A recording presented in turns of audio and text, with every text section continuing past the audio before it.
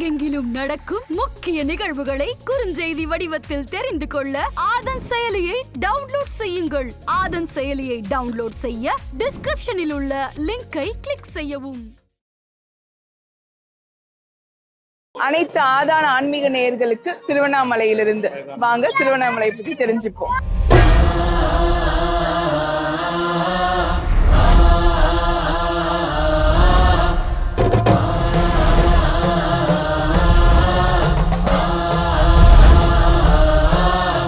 நம்ம இப்ப ராஜகோபுரம் வழியா வந்தோங்க. கிழக்கு ராஜகோபுரம் வழியா அவ்வளோ அழகா இருக்கு பாக்குறதுக்கு. ராஜகோபுரம் பத்தி சொல்லுங்க. இந்த ராஜகோபுரம் 217 அடி. ஏசியாலே செகண்ட் பிளேஸ்ல இருக்கு. ஏசியாலேயே? ஆமா, 217. முதல் கோபுரம் வந்து ஸ்ரீரங்கம் ராஜகோபுரம் 223 அடி. இது 217 அடி. இப்போ 1990ல தான் ஸ்ரீரங்கம் ராஜகோபுரம் 223 அடியா கட்டினாங்க. ஆனா அது அதுக்கு முன்னாடி 200 வருஷத்துக்கு முன்னாடியே இது 217 அடியில உங்களுக்கு இதுதான் ஃபர்ஸ்டா ஏசியாலே இருந்தது. இப்ப 2வது இடத்துல இருக்கு. இது ராஜா வல்லால மகாராஜா கட்டினார். திருவண்ணாமலையுடைய தமிழ்நாட்டினுடைய 2வது இடத்துல பெரிய கோபுரம். நான் இப்ப உள்ள வரும்போது பார்த்தேன்னா அவ்வளவு கூட்டமா இருக்கு. சின்ன வயசுல இருந்து திருவண்ணாமலைக்கு வந்துகிட்டு இருக்கேன், ஆனா இவ்வளவு கூட்டத்தை பார்த்தது இல்ல. நீங்க திருவண்ணாமலையிலேயே இருக்கீங்க, நீங்க என்ன சொல்ல விரும்புறீங்க? இப்ப ஒரு வருஷமா பாத்தீங்கன்னா மக்கள் நாளுக்கு நாள் அதிகமாயிட்டு இருக்காங்க. ஒவ்வொரு வெள்ளி சனி ஞாயிறும் 2 லட்சம் 3 லட்சம் பக்தர்கள் வந்துட்டு இருக்காங்க. சரி, இதுக்கு முன்ன பாத்தீங்கன்னா பௌர்ணமி அன்னைக்கு மட்டும்தான் வந்து 3 லட்சம் 5 லட்சம் பேர் வருவாங்க மாசத்துக்கு ஒரு நாள். ஆனா இப்ப ஒவ்வொரு வாரமும் வெள்ளி சனி ஞாயிறும் 3 லட்சம் 4 லட்சம் பக்தர்கள் கிரிவலமும் அருணாச்சலேஸ்வரர் பார்த்துட்டு தான் போறாங்க. 2 நாள் 3 நாள் இருந்தாலும் இங்கே தங்கி பார்த்து தரிசனம் பண்ணிட்டு தான் போறாங்க.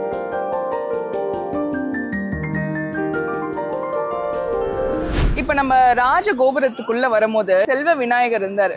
நீங்க வந்து அதுக்கு அழகா ஒரு கதை வந்து சொன்னீங்க, அதை சொல்லுங்க. ஔவையார் பிரதிஷ்டை பண்ண விநாயகர். அல்லல் போம் வல்வினை போம் அன்னை வயிற்றில் பிறந்த தொல்லை போம் ஓகா துயரம் போம் நல்ல குணமதிகை மா அருணை. மானா பெருசு, அருணைனா திருவண்ணாமலையுடைய இன்னொரு பெயர் அருணை. மா அருணை கோபுரத்துள் வாழும் கணபதியை கைத்தொழக்கால் அப்படின்னு சொல்லுவாங்க.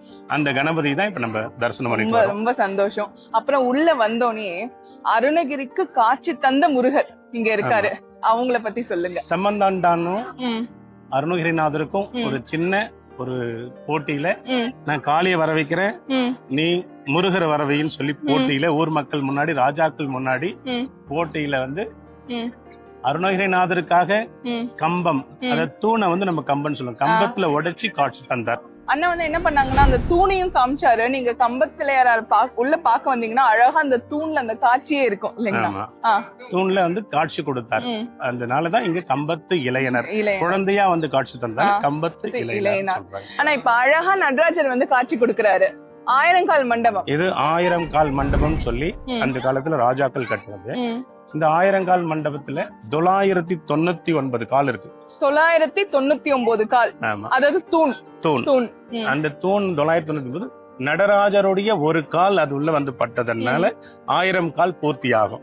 ஆருத்ரா அன்னைக்கு பாத்தீங்கன்னா நடராஜர் எழுந்தருள்வாரு, அதனால 1000 கால் பூர்த்தி ஆகும். ஆருத்ரா தரிசனம் அன்னைக்கு நடராஜர் உள்ள வந்து அவருடைய ஒரு கால் பதிச்சாருன்னா 1000வது கால் சேர்ந்து 1000 கால் மண்டபம் இங்க வழங்கப்படுது. ரொம்ப விசேஷம், ரொம்ப விசேஷம். இப்போ நம்ம உள்ள வந்தோடனே எனக்கு நான் வந்து குட்டி வயசுல இருந்து பாக்குற ஒரு விஷயம் என்னன்னா, எப்பவுமே அந்த நந்தி சுவாமிக்கு வந்து அழகா வந்து அபிஷேகம் பண்ணுவாங்க பிரதோஷ காலத்துல. ஆமா, அது வந்து நம்ம கிழக்கு ராஜகோபுரம் உள்ள வழியா வந்து பார்த்தா இருக்கும். அவங்கள பத்தி ஒரு சில வார்த்தைகள் சொல்லுங்க. மொத்தம் 5 நந்தி இருக்குதுங்க இந்த கோவில்ல வந்து 5 நந்தி. 5 நந்திக்கும் பிரதோஷ காலத்துல ஒரே நேரத்துல அபிஷேகம் நடக்கும். இதுதான் இங்க திருவண்ணாமலையில இருக்கிறதுல பெரிய நந்தி. இவங்கதான் பெரிய நந்தி. இதுக்கு அடுத்து சிறிய நந்தி, கொடிமரம் நந்தி, ரிஷி நந்தி அப்படின்னு 5 நந்தி இருக்கு.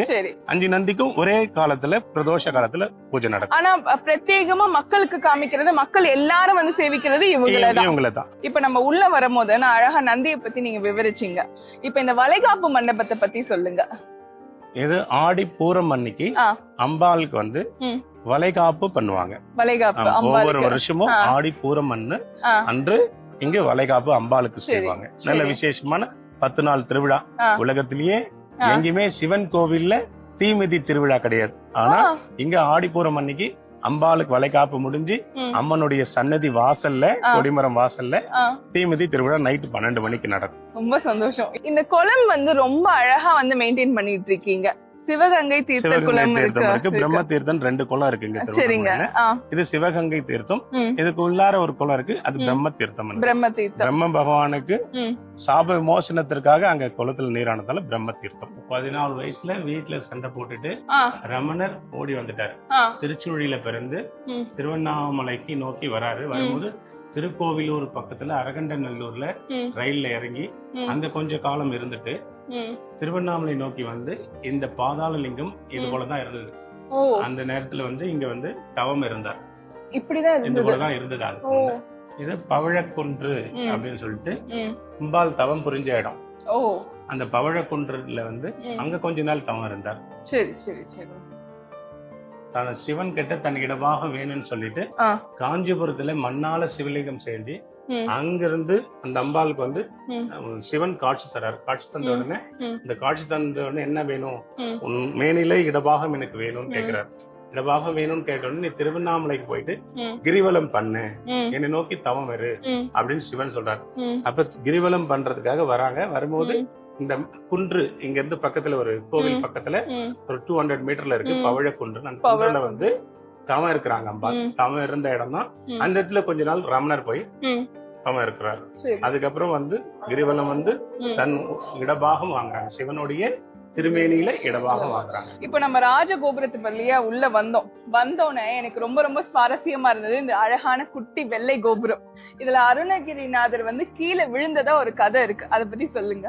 அருணகிரிநாதர் தன் வாழ்க்கையே வெறுத்து போயிட்டு இனி நம்மளுக்கு மனித பிறவியே வேண்டான்னுட்டு இந்த வல்லாள மகாராஜா கோபுரத்துல விழுந்து தற்கொலை பண்றதுக்காக மேல ஏறி கீழே குதிச்சிடுறாரு. அந்த கோபுரத்துல முருகர் வந்து அவர் கீழே விழுந்த உடனே தாங்கி பிடிச்சு, நீ வந்த வேலை இன்னும் முடியல, நீ என் புகழ் பாட வந்த, அதனால என் புகழ் பாடு, எனக்கு பாடவே தெரியாது அப்படின்னு அவருடைய நோயெல்லாம் சர்ம நோயெல்லாம் சரியாக்கி அவருடைய நாக்குல வேளால எழுதி முதலடிய முருகர் எடுத்து கொடுக்க அடுத்த அடியில எடுத்து வந்ததுதான் திருப்புகழ். முத்தை தரு பக்தி திருன்னு உருவானதே இந்த கோபுர வாசல்ல இருந்துதான். நீங்க வந்து நம்ம வல்லாள மகாராஜாவோட கோபுரம் பத்தி சொன்னீங்க.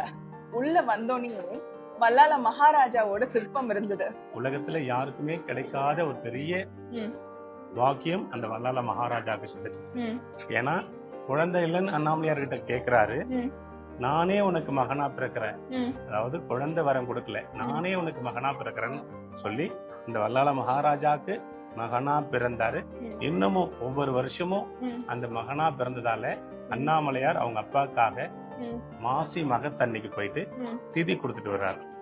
யாருக்குமே கிடைக்காத பாக்கியம் மனிதன் கடவுளுக்கு செய்வான். கடவுள் மனிதனுக்காக ஒவ்வொரு வருஷமும் திதி கொடுத்துட்டு வர்றாரு.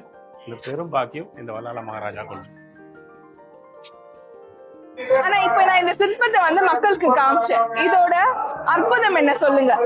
இந்த காலத்துல பாருங்க, சிற்பத்துல ஒரே சிற்பத்துல 2 உருவம். ஆமா, ஏனையா தெரியுது. ஆமா, யானை மாதிரிங்க கை வச்சு. இப்ப பசுவா தெரியுது. பசு. ஆமா, இங்க கை வச்சா யானை, அங்க வச்சா பசு. இந்த சிற்பத்துக்கு மேல கவசம் போட்டிருக்காங்க. இந்த காலத்து கட்டடக்கலை நிபுணர்களுடைய ஒரு அவங்களுடைய ஸ்பெஷல். இப்ப நம்ம வந்து உள்ள வந்தோடனே ஒரு சிவப்பான விநாயகரை பார்த்தோம். அதுவும் வந்து தத்ரூபமா அவ்வளோ அழகா பெருசா இருக்காரு. அவரை பத்தி சொல்லுங்க. அனுமனுக்கு தான் வந்து உங்களுக்கு வந்து செந்தூரம் சாத்துவாங்க. ஆமா, இங்க விநாயகருக்கும் செந்தூரம் சாத்திருக்காங்க. என்ன காரணம்னா சம்பந்தாண்டான் அப்படின்ற ஒரு அசுரனை வதம் பண்றாரு விநாயகர். அந்த அசுரனை வதம் பண்ணும் போது அவனுடைய ஒவ்வொரு துளி ரத்தமும் ஒவ்வொரு அசுரனா உருவாகிறான். அதனால ரத்தத்தை கீழே விட்டாதானே அவன் அசுரனா உருவாகிறான். அதனால தன் ரத்தத்தை தன் மேனில பூசிக்கிறார். அதனால சிகப்பா இருக்கணும்ன்றதுக்காக செந்தூரம் சாத்துறாங்க. அந்த அசுரனுடைய பேராலே சம்பந்த விநாயகர்னு அழைக்கிறாங்க அவரை. இந்த விநாயகர் எப்படி முருகருக்கு எப்படி 6 படை வீடு இருக்கோ அந்த மாதிரி விநாயகருக்கும் 6 படை இருக்கு. இது முதல் படை திருவண்ணாமலையில இருக்க சம்பந்த விநாயகர். 2வது திருமுதுகுன்றம் பழமலைநாதர் கோயிலில் உள்ள ஆழத்து பிள்ளையார். திருக்கடவூர் கல்லவராய பிள்ளையார் 3வது. ஆமா, 4வது மதுரை ஆளாள சுந்தர விநாயகர். 5வது பிள்ளையார்பட்டி கற்பக விநாயகர்.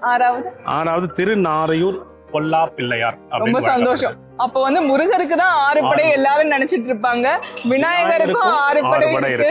இங்க தெரிஞ்சுக்கோங்க. திருவண்ணாமலையில முதல் படை சம்பந்த விநாயகர். ஆமா, முதல் படை வந்து திருவண்ணாமலையில தாங்க இருக்கு. வந்தீங்கன்னா கண்டிப்பா வந்து பிள்ளையார பாத்துடுங்க. கொடிமரத்தை நான் தரிசனம் பண்ணிட்டு உள்ள வந்தோடனே ஒவ்வொரு கோவிலுக்கும் ஒவ்வொரு ஸ்தல விருட்சம் இருக்கும். இந்த ஸ்தல விருட்சத்தை பத்தி சொல்லுங்க. எல்லா கோவிலுக்கும் ஒவ்வொரு ஸ்தல விருட்சம் மாதிரி இங்க திருவண்ணாமலையில மகிழ மரம் ஸ்தல விருட்சம். இந்த மரம் வந்து உள்ள எப்படி ஈசன கருவறைக்குள்ள இருக்கிற சக்தி இருக்குதோ அதே சக்தி இங்க ஸ்தல விருட்சம் மகிழ மரம் கிட்ட இருக்கு. அதனால அங்க என்ன பலனோ அதே பலன் இங்க சுத்தி இருக்காங்க. குழந்தை இல்லாதவங்க வேண்டிட்டு இங்க போனாங்கன்னா அடுத்த ஆண்டே அண்ணாமலையாரே அவங்களுக்கு மகனா பிறக்கிற ஐதீகம். அதனால அந்த வேண்டுதல் நிறைவேற்றத்திற்காக ஒவ்வொருத்தரும் குழந்தை பிறந்ததுக்கு ஆண் குழந்தை தான் பிறக்கும். பிறந்ததுக்கு அப்புறம் தொட்டில அந்த குழந்தைய போட்டு ஒரு பக்கம் கணவனும் ஒரு பக்கம் மனைவியும் எடுத்துட்டு பிரார்த்தனை செய்யறது தேரோட வீதியை சுத்தி வந்து அவங்க வேண்டுதல் பிரார்த்தனை நிறைவேற்ற. நீங்க சொல்லும் போதே அப்படியே உடம்பு செலுத்துது. இன்னொன்னு நீங்க பாத்தீங்கன்னா இந்த வட்டத்தை காமிச்சிருந்தீங்க, நீங்க பாக்கலாம். இந்த வட்டத்துல இருந்து பாத்தீங்கன்னா 9 கோபுரமும் தெரியும் அப்படின்னு சொன்னீங்க. கோவிலுடைய மொத்த பரப்பளவு 24 ஏக்கர், 9 கோபுரம், 7 பிரகாரம்.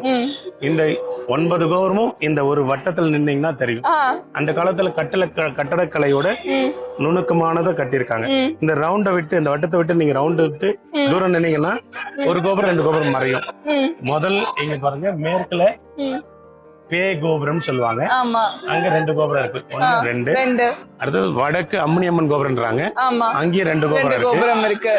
மூணாவது கிழக்கு ராஜகோபுரம், வல்லால மகாராஜா கோபுரம், கிளி கோபுரம் இருக்கு 7.